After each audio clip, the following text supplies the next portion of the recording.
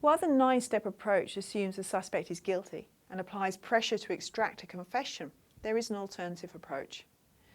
In a number of jurisdictions, this came about through legal changes following high-profile false confessions that allowed judges more discretion in allowing or not allowing confession testimony that had been obtained through such coercive techniques that I've just spoken about.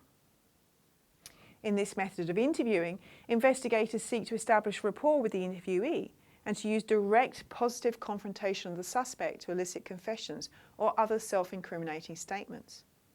To do this, open-ended exploratory questioning approaches are used. The fundamental goal of this type of approach is to gather information, and this approach yields cognitive cues to deception. Trickery or deception should not be used. So in this technique, rapport is developed between the interviewer and interviewee, and this facilitates a more relaxed atmosphere in which people should be more willing to talk. The interviewer will then explain the allegation and the seriousness of the offence and emphasise the importance of honesty and truth to the suspect. The suspect will then be asked to provide their version of the events. During this, the interviewer should not interrupt and should instead actively listen. Once a full account has been given by the suspect, the questioning can actually begin. For example, the interviewer may provide the suspect with inconsistencies or contradictions that they are aware of, and this may involve information at this point the interviewer knows but has yet to be revealed to the suspect. However, this information must reflect information that is actually known to the police, because police are not allowed to deceive the suspect. So you can see at this stage that this kind of information gathering type of approach looks quite similar to aspects of an eyewitness interview technique that we've already covered, that is the cognitive interview. However, one obvious problem with this approach is that it does require the cooperation of the suspect to be effective. If your suspect doesn't want to talk, then there's nothing you can legally do to make them using this technique. Perhaps we can assume that most people would want to tell their side of a story, particularly if it's alleged that they may have been involved in a crime. So do police engage in information gathering when interviewing suspects?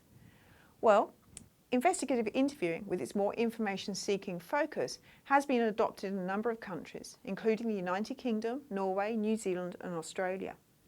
But what is the most effective way of dealing with a suspect, and how does this relate to the false confession rate? In 2014, Messner and colleagues published a meta-analysis. That is a study that had the aim of systematically and comprehensively reviewing published and non-published experimental and observational studies on the effectiveness of these different types of techniques. So they focused on whether an interrogation, information gathering or a combination approach, which they call direct questioning, was taken to suspects and whether true or false confessions were given. They also differentiated studies on the basis of whether they were conducted in a field setting or whether they were lab-based experimental studies. Now, in their analysis in the field studies, the interrogation and information gathering approaches were positively associated with a large and significant increase in confession rates. The use of direct questioning, a mixture of the two approaches if you like, was not significantly associated with an increase in confession rates. Now, in terms of false confessions, which could only be assessed in those lab-based studies, they considered the effects of the different interview or interrogation techniques on the outcome of true or false confessions. When the interrogation method was directly contrasted with the information-seeking approach, the information-seeking approach came out on top. So this scientific evidence suggests that an information-gathering approach is a better way to interview suspects. Now, earlier in this video, we talked about the possible role of non-verbal cues in helping us to decide whether the witness is being truthful about their innocence, and how decisions in the interview process are based on this. So in the next video, we're going to spend some more time considering the research on non-verbal behaviour and how it is linked to being deceptive.